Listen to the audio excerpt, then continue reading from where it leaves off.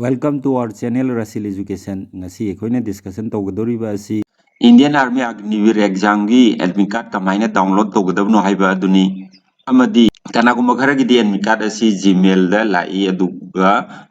kanagumba kharagina admit card si Gmail da laktabasu yawi karigumba admit card si Gmail da email da laktragadi website tagi kamaina download tawgadabno haiba aduni ngasi discussion tawgadoriba asi 2024 की Agniveer exam की admit card सी candidate खरगी लाकनरे candidate खरगी लाक्तबसु यावरी exam date सु candidate खरगी न लाए खरगी न लाक्त्री एडमिट कार्ड लाक्त्री बसिंगना ngasi aina hairakadoriba process asi follow toraga noigi admit card asi laklabra nantraga laktribra haiba adu marak ta check to website asida changlaga hojik admit card asi website ta changlaga kamaina download togdabno haibadu yenglasi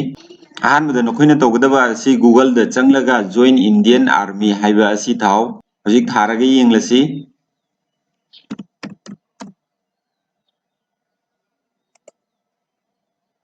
adugi matungda masigi website asida changadaba join Indian Army hairiba website asida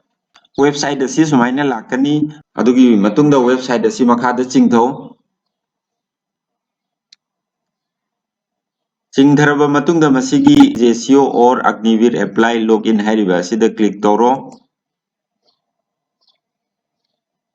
masida nakhoigi nasana sagi username ga password kadu masida igadauba adugi matungda changadabni aduga maru oiba point amana username ga password kasi lanna anirak hanna iraga enter tawrurabadi nakhoigi account asi log tawhigani aduna yamna kupna summaran yengaga username ga password kasi enter taw exam maya sida website asi log tawkragadi noi admit card download tawningba amadi tawhodaba singna admit card download tawbada apanba oigani username ga password kasi enter tawraba matungda makhada chingtharaga login to confirm haiba asida click tawbiu थोगललिबा page असिदा right side की मथक थंगबदा नसागी मिंग थोगलकनी example ओइना हायरकांदा वेलकम सगोल सेम हाइना थोगललिबसी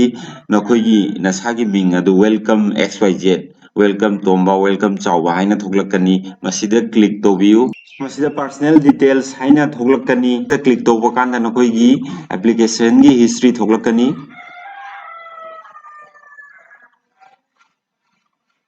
अगर नखोगी एडमिट कार्ड असी करिगुम्बा लाकपा ताराबदी मसीगी डाउनलोड एडमिट कार्ड सी हाइबा असिदा थोलकनी लिंक अमा थोलकनी मदुदा चंगलगा एडमिट कार्ड अदु डाउनलोड तोबा यागनी नत्रगसु मसीगी रैली एडमिट कार्ड हाइरिबा असिदा चंगलगा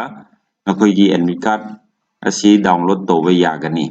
Subscribe to our YouTube channel Rasil Education for central government job exams and other important tips, shortcut methods, knowledge, job notification updates, etc.